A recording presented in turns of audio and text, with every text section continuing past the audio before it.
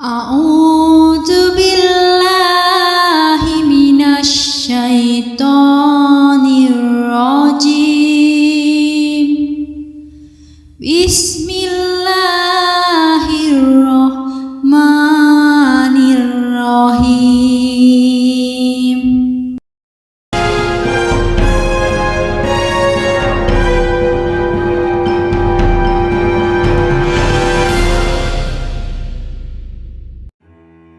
Assalamualaikum warahmatullahi wabarakatuh.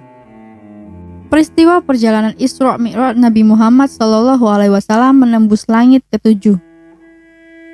Peristiwa Isra Mi'raj merupakan kisah dahsyat perjalanan suci Nabi Muhammad SAW dari Masjidil Haram ke Masjidil Aqsa di Palestina hingga naik ke langit ketujuh Sidratul Muntaha dalam semalam. Peristiwa yang terjadi pada 27 Rajab di tahun ke-8 kenabian itu terekam dalam Al-Quran. Isra Mi'raj merupakan bukti kekuasaan dan kebesaran Allah bahwa segala sesuatu tidak ada yang mustahil bagi Allah. Secara bahasa, Isra Mi'raj berasal dari dua kata, yakni Isra yang berasal dari kata Asra Yusri Isra yang berarti memperjalankan, dan dari kata Mi'raj yang berarti alat naik atau tangga. Sedangkan menurut istilah yang berlaku dalam sejarah Islam, Isra adalah perjalanan Nabi Muhammad dari Masjidil Haram di Mekah ke Masjidil Aqsa di Yerusalem, Palestina. Sedangkan Mi'raj adalah perjalanan Nabi Muhammad dari bumi menuju langit ketujuh lalu dilanjutkan ke Sidratul Muntaha. Sidratul Muntaha menjadi akhir perjalanan untuk menerima perintah Allah Subhanahu wa Ta'ala. Perintah tersebut berupa sholat 5 waktu sehari semalam.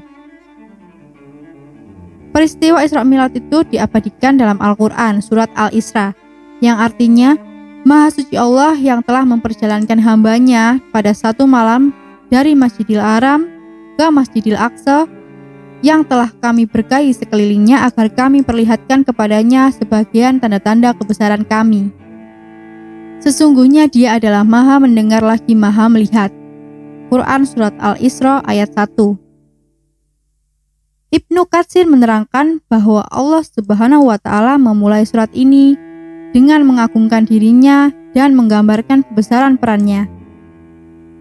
Karena kekuasaannya melampaui segala sesuatu yang tidak mampu dilakukan oleh seorang pun selain Dia sendiri, maka tidak ada Tuhan selain Dia.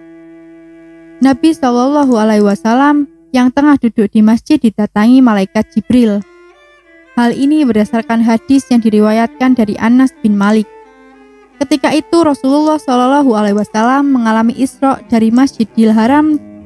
Disebutkan bahwa ada 3 orang datang kepadanya sebelum ia menerima wahyu. Saat itu ia sedang duduk di Masjidil Haram. Orang pertama dari ketiga orang itu berkata, "Yang manakah dia itu?" Orang yang pertengahan menjawab, "Orang yang paling pertengahan dari mereka dialah orang yang paling baik." Orang yang terakhir berkata, "Ambillah yang paling baik dari mereka." Kemudian malaikat Jibril membelah bagian antara tenggorokan sampai bagian ulu hatinya. Lalu ia mencuci isi dada dan perutnya dengan memakai air zam-zam. Ia melakukan hal ini dengan tangannya sendiri sehingga bersihlah bagian tubuh Nabi SAW dengan bersihkan iman dan hikmah. Setelah itu malaikat Jibril membawa buruk, maka buruk seakan-akan menggerak-gerakkan ekornya. Lalu malaikat Jibril berkata kepadanya, "Diamlah hai buruk, demi Allah, tidak seorang pun yang menaikimu semisal dengan dia." Diapit malaikat Jibril, Rasulullah SAW kemudian berangkat dengan mengendarai buruk. Dalam perjalanan, Nabi SAW mendapat berbagai godaan, yakni ada suara yang menyuruhnya mendekat hingga ditawari minum air, arak atau susu. Namun Nabi SAW lebih memilih susu. Malaikat Jibril kemudian berkata kepada Nabi SAW, "Engkau telah memilih fitrah. Seandainya kamu memilih air, niscaya kamu tenggelam dan umatmu akan tenggelam pula. Dan seandainya kamu memilih arak, tentulah kamu sesat dan sesat pula umatmu. Sedangkan suara yang memanggil Nabi adalah iblis yang akan menyesatkan manusia. Sepanjang perjalanan, Nabi Shallallahu Alaihi Wasallam singgah untuk sholat di beberapa tempat, yakni sholat di Taibah, tempat hijrah. Setelah itu sholat di Bukit Tursina, tempat Allah mengajak berbicara langsung kepada Musa, lalu sholat di Baitul Lam, tempat Nabi Isa alaihi wasallam dilahirkan. Setelah itu Nabi Shallallahu Alaihi Wasallam masuk ke Baitul Maqdis, dan semua Nabi mulai Adam alaihi wasallam hingga Ibrahim dikumpulkan bersamaku.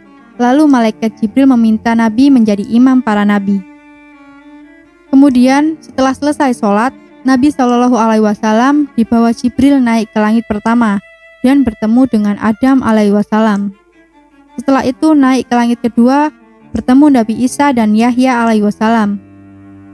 Selanjutnya naik ke langit ketiga, bertemu dengan Yusuf alaihi wasallam.